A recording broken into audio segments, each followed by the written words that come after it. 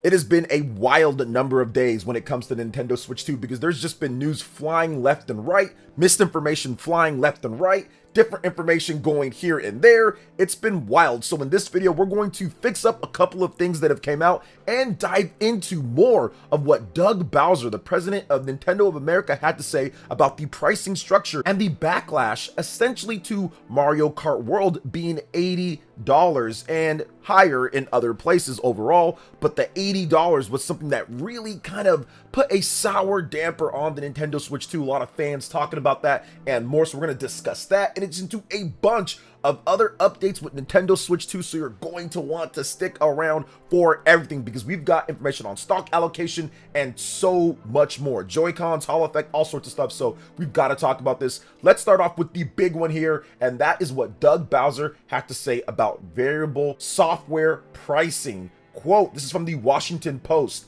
What you see right there is variable pricing. We look at each game, really look at the development that's gone into the game, the breadth and depth of the gameplay, if you will, the durability over time, and the repeatability of gameplay experiences. Those are all factors, and there's many more that go into consideration of what is the right price point for the game. So I think you can anticipate that there will be variable pricing, and we haven't set a benchmark. So this statement right here definitely has a lot of people on both sides. You have some people on one side saying, no, the industry standard, or what the new standard is when Sony decided to set the standard, was $70 for the PlayStation 5, Xbox Series generation, or just PlayStation 5, $70, or even third-party developers also said $70 for these games. And people kind of said, I don't like it, but okay. Then here comes Nintendo afterwards and says, no, well, we'll do this $80. Then we'll also do $70 as well for Donkey Kong Bonanza, for example. That's a $70 game, but Mario Kart World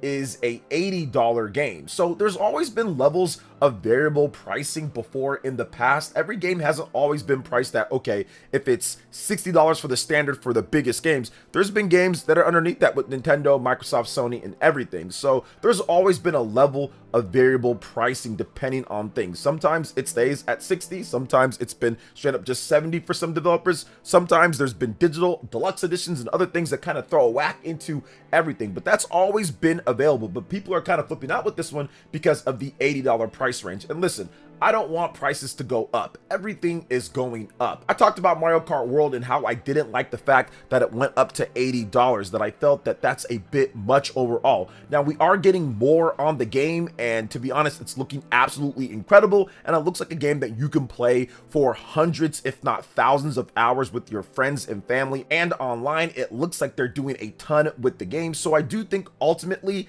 a game like Mario Kart World, you're probably going to get away with pricing it at $80 for the physical version of the game. It's all complete on cart as well, at least with the launch. We don't know what other DLC and stuff they could add in afterwards because I'm pretty sure there'll be updates, but for the most part, all complete there on launch. You can boot it up, play it right there on your Nintendo Switch 2 system. So I get that. Plus you have bundle, that's $50 if you buy the game. So if you get Mario Kart World bundle, it's going to be $500. Hopefully there's a lot of those, and we'll talk about stock allocation in just a bit. So I kind of understand it overall because Mario Kart is crazy when it comes to the experience, and it's an open world 24 racing online, completely huge Mario Kart game. But not everyone is going to have that opinion. There are people that say, no, it's not that. It's subjective at the end of the day. So if you feel a game is worth $70 and that's some type of standard to you, to me, it really shouldn't matter on market standards. It should matter on what you feel personally. Just because some guy in a suit tells you that the standard is $70 does not mean the standard is $70. Same goes for 80 if it goes up to that, or whatever price. You pay what you feel like paying, that you feel is worth the content at the end of the day. I did 2 games at $70 with the PlayStation 5 within the first year of its launch, and I never did that again after that. I think I did one more $70 game, and that was Stellar Blade. After that, I was kind of good unless I really felt like the experience was going to be for me overall. I did Ratchet and Clank and I did Returnal, and both of those weren't $70 or up to $70 experiences for me, so I was very cognizant on that. Now, I didn't bash anybody else for also buying $70 games on anything, but I said, hey, you know what? This isn't for me, but I'll buy something. If it's 70 and it's worth it to me, I will get it at that. Stellar Blade felt like it was good enough, but I haven't bought a ton of games at $70. Then I did buy Metaphor ReFantazio at $100 for the PS4 and PS5 version, and a digital deluxe that comes with some goodies, digital stuff like music and art book and stuff like that. It really wasn't much to do with the PS4 version or much to do with all the other stuff that they gave me. So I spent 100 on it, and I felt that it was worth that because I got 100 hours plus out of that game. So really, what's going to be variable is your own opinion on what the pricing should be or not. Once again, don't like prices going up. Made a whole big video talking about Mario Kart World and how I don't want prices to go up, and I understand it from the consumer standpoint.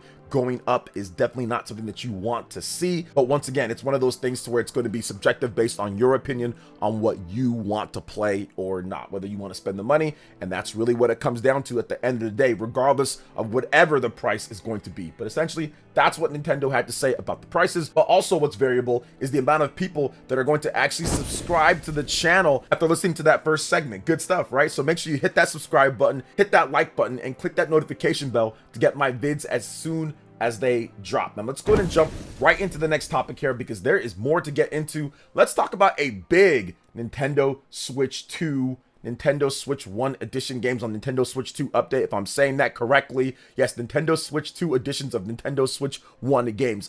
There we go. So let's get into that right now, because before we actually had a report where I talked about it, there was a customer service rep that came out and stated that there is a download code within the Switch 1 version of the Nintendo Switch 2 editions of Switch 1 games. So these are games like The Legend of Zelda, Tears of the Kingdom, The Legend of Zelda, Breath of the Wild, and Metroid Prime 4 Beyond. And people were really bummed to find out that because, of course, you have collectors, you have people that want to have everything complete on the cart. You don't want it to be segmented to where there could be a problem with the download code or something like that. You just want it all to be on there, especially since those Nintendo Switch 2 cartridges are very nice, and you want to have that upgrade complete on there, not have to worry about downloading anything. That's just something as physical gamers or people that grew up back in the day, that's how we had it, and that's the way that we like it. So it was a bit disappointing when information came out Nintendo could be doing these download codes in the box, and it's essentially just the Switch 1 cartridge.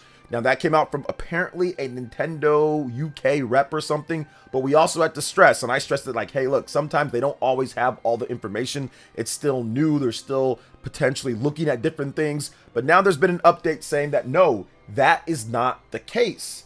At this point, it looks like Nintendo Switch 2 editions of Nintendo Switch 1 games, like The Legend of Zelda, Breath of the Wild, and Tears of the Kingdom, will actually be complete on cartridge. GoNintendo stated that we have new information on this situation, and it's sure to make Switch 2 owners happy. According to the My Nintendo UK store, Switch 2 edition games include both Switch 1 game and the upgrade pack on a single game card, meaning there's no download code in the box / download required. So this is something that once again is a good thing, because if you're selling that cartridge or letting someone borrow it, they don't get that update, right? That update wouldn't be on there. It's tied to a code, so it makes it really kind of weird if you do it that way. So if you're doing a Nintendo Switch 2 edition of a game or something like that, you would definitely want to just have it all right there so you don't have to worry about that. So it does look like, based off this information here, that is going to be the case overall, and that's once again a good thing, because you want to see those cartridges complete.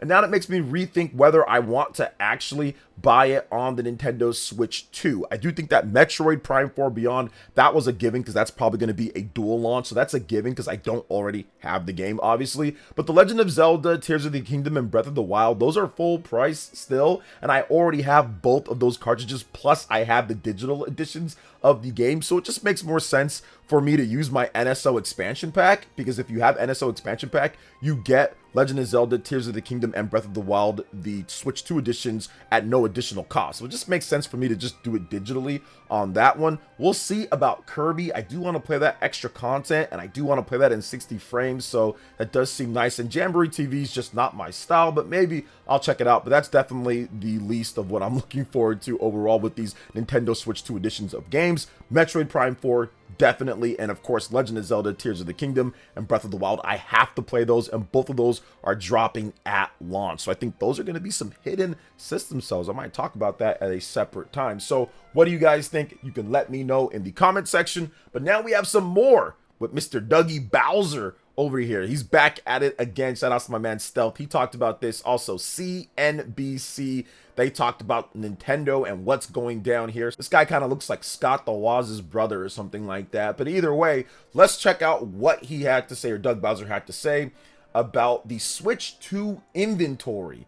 what's happening there on a global basis. So there are apparently Nintendo Switch 2 units already in the United States, probably locked up with an armed guard or so, making sure nobody gets to those. Mr. Doug Bowser says that he doesn't know if Nintendo will be able to meet launch demand, but they will try overall. Now, the full article, obviously, CNBC. Check it out. Shout out to my man Stealth once again. And yeah, this is definitely a good thing. You want to have a lot of quantity for the launch. If you go back to the Nintendo Switch 1, I think they said about 2 million units for a worldwide basis.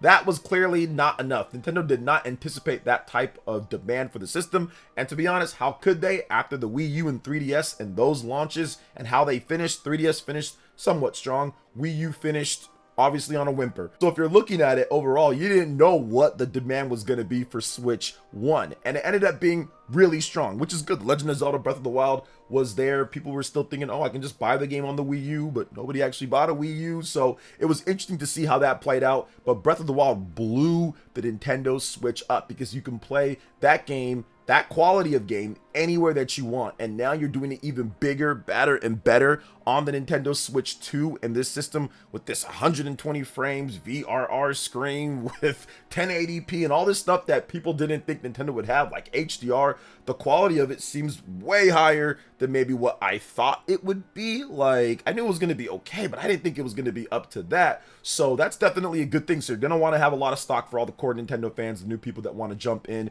to the Nintendo Switch 2. Now, will it be enough?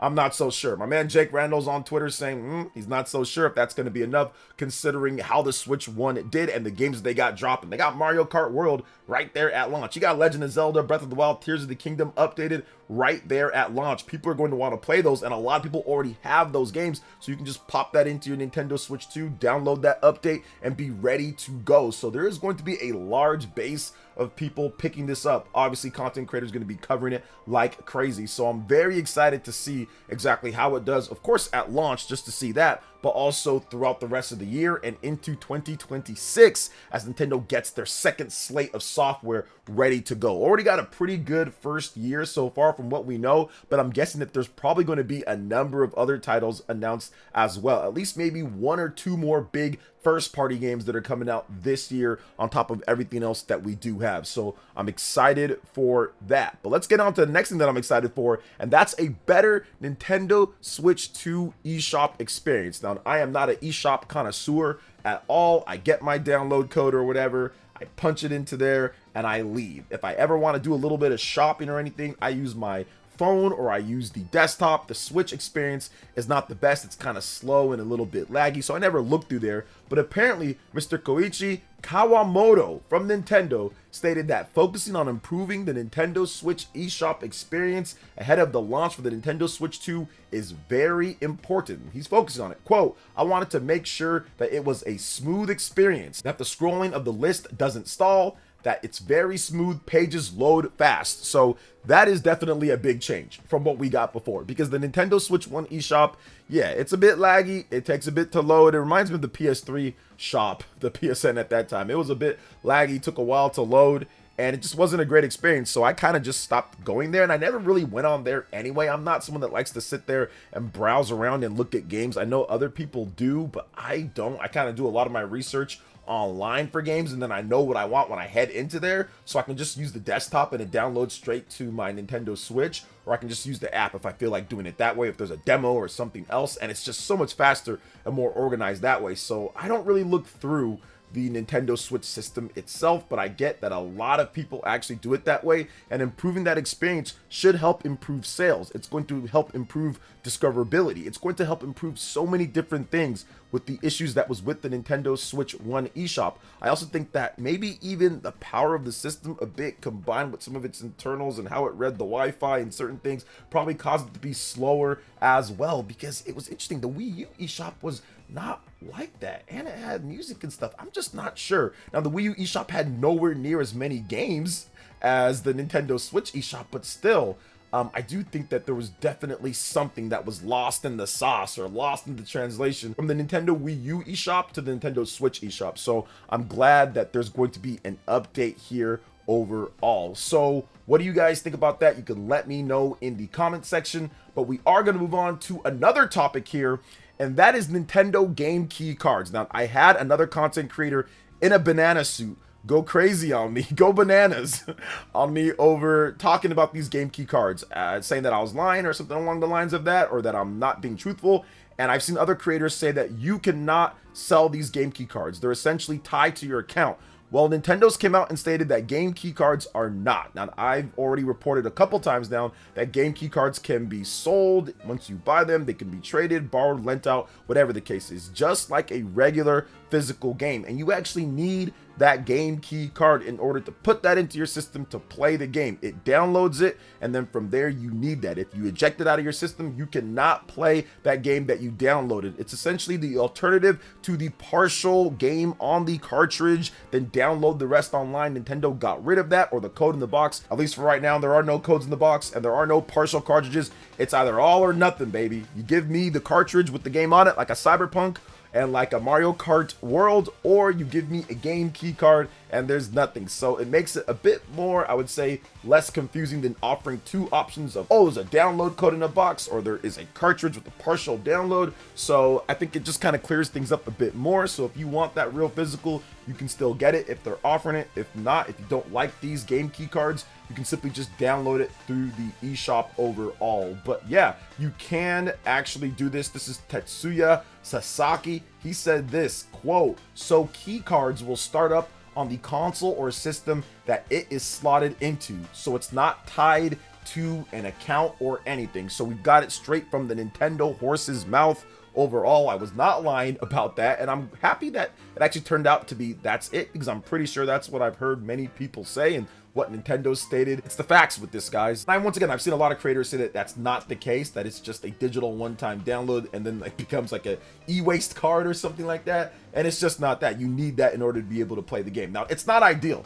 I don't like any of that. Like, give me the full game on the cart overall. I'm not a fan of partial carts. Those are kind of stupid too. So I kind of feel like it's pretty much a lateral move overall. If anything, it helps the publishers, because now they don't even have to spend anything on actually having a cart. They don't actually have to spend anything. You can just have that game key card. Before, it was like, okay, I can do a partial cart with 8 gigabytes and then I got to download 20 something. So you still have to pay for that 8 gigabyte cart. Now you don't really got to pay for it at all. Now it's just like a game key card. It's kind of empty with a little bit of data on there that gives you the key to unlock the game that you download. So if anything, they're probably saving a bit of money on that, even from Switch 1 to Switch 2. So yeah, once again, it's a lateral move. But like I said, give me an all or nothing. It makes it less confusing. You don't got to worry about partial cartridge or anything like that. You know exactly what it is. I think I'd rather have it be more clear and distinct than have it be partial. It's definitely better than a code in a box, because a code in a box, you don't actually get any type of ownership over it at all. You can't buy or sell that, because once you use it, it's done. It's a one-time use. Whereas at least with the partial, you can trade that, you can sell it, you can buy it, whatever the case is, right? With this, same thing here, makes it more clear overall. So that's gonna wrap it up for everything here, guys. When it comes to, we still got more Nintendo Switch news coming, so of course I'm gonna be up to date on everything as it drops. So thank you guys so much for watching. I do appreciate it. Please make sure you hit that like button, subscribe if you're someone new, click that notification bell, and check out my other Nintendo Switch 2 videos. Talk about how I was exactly right about the Nintendo Switch 2 power with Street Fighter 6, or even these other videos explaining more about the Nintendo Switch 2.